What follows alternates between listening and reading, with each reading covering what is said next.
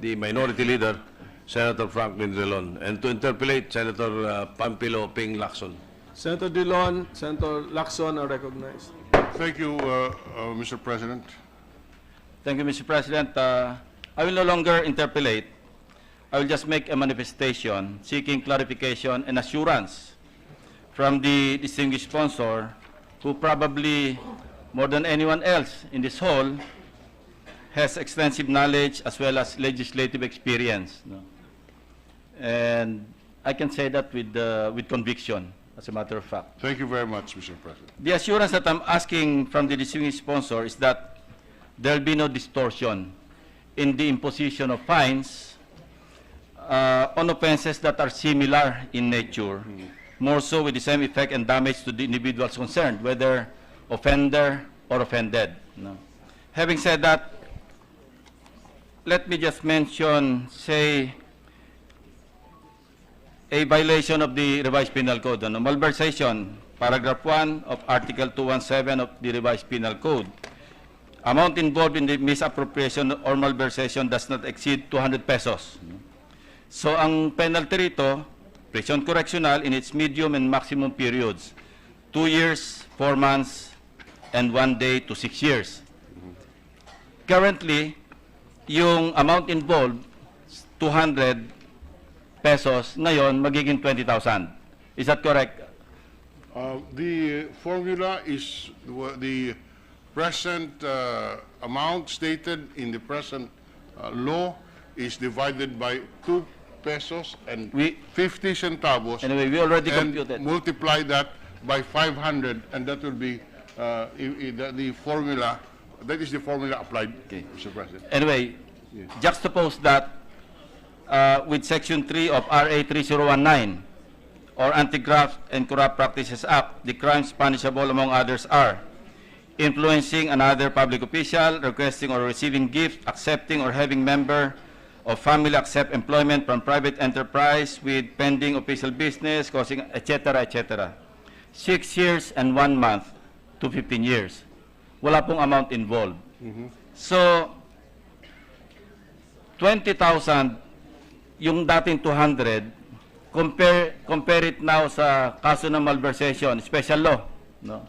Walang amount involved. So, somehow, di ba merong inequality or distortion do sa amount of fines na inimpose on both offenses na ang gravity at saka yung nature medyo similar. So I'd like to, this is not an interpellation, distinguished sponsor. I just would like to have an assurance that cases like this or crimes or offenses like this will be treated similarly in terms of fines that will be imposed. Firstly, for the record, Mr. President, we did not touch special laws, only the revised penal code. But the concept being proposed by the good senator is acceptable, and we will make sure that that concept will find its way into whatever revisions that we will make. Maybe we can make a special adjustment, but conceptually, similar crimes should have approximately similar penalties. Another case in point, treason against acts or violation of RA 9165, Dangerous Drugs Act. Ano? Sa treason, of course, penalty of imprisonment, reclusion perpetua to death. Ano? Kung meron death penalty. Yung current fine dito, 100,000. By virtue of RA 7659, yung Death Penalty Act. Ano? Originally, 20,000 ito noong 1993. Under the proposal, it is now 4 million pesos.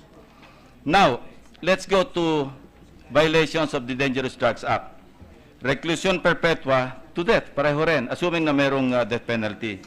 Ang fine involved dito, from 500,000 pesos to 10 million. Ang destructive effect, o yung gravity ng offense, no?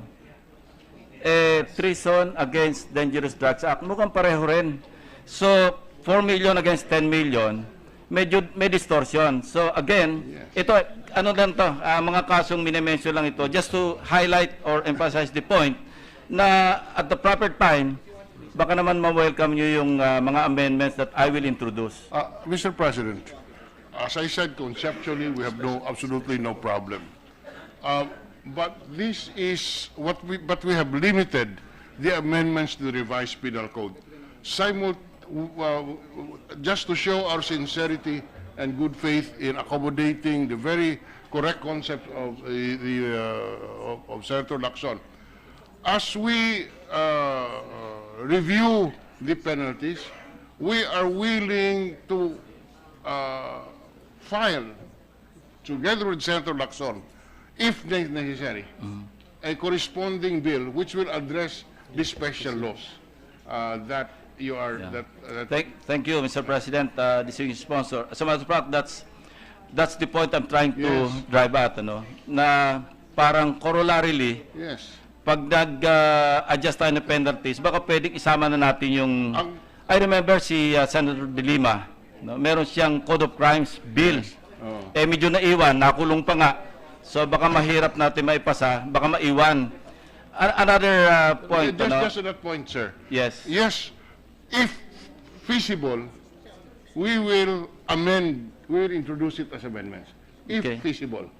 But if not technically feasible, baka maging rider or marami pang ibang batas na dapat baguhin, then we will draft with the assistance and guidance of Senator Lacson a new bill which will address all of these concerns so that we can make it the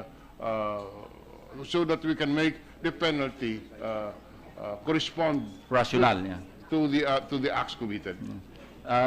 Last na lang po, last Yes, sir. point before I end my manifestation, which parang hybrid na rin ng interpellation.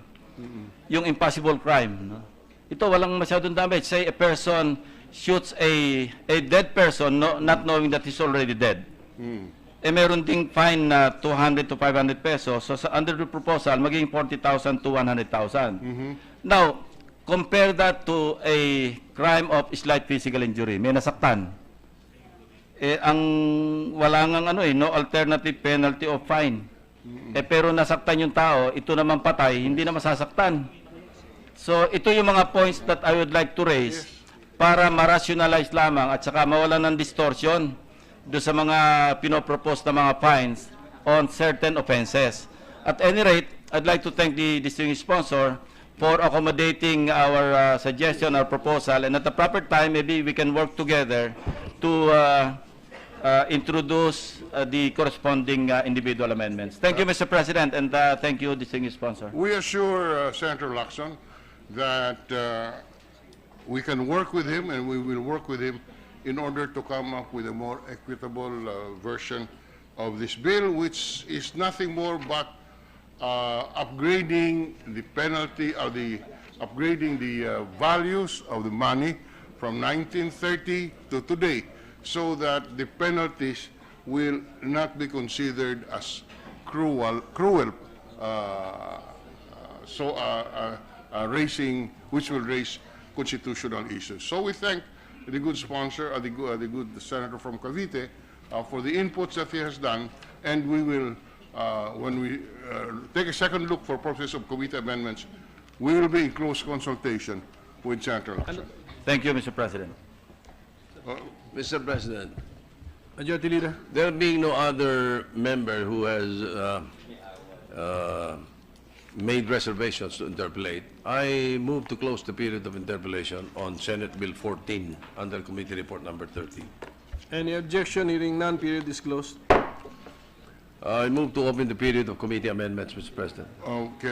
May we request that we be allowed to submit the committee amendments at subsequent sessions, given the proposed amendments and the manifestations of Senator Lacson, which we'll have to input into the amendments that we will put in. I withdraw my motion, Mr. President. I withdraw my motion.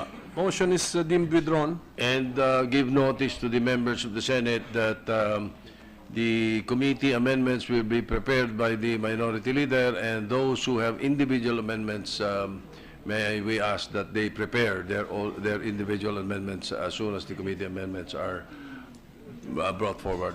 Just for the record, Mr. President. So with that, I move to suspend consideration of Senate Bill 14 under Committee Report number 30. Before we close, before we suspend, place of record, Mr. President, that Senator De Lima has manifested that she is a co-sponsor to this measure, and we accept the co-sponsorship. Co-author. Co-authorship. So any objection to the motion to suspend? There being none, motion is approved.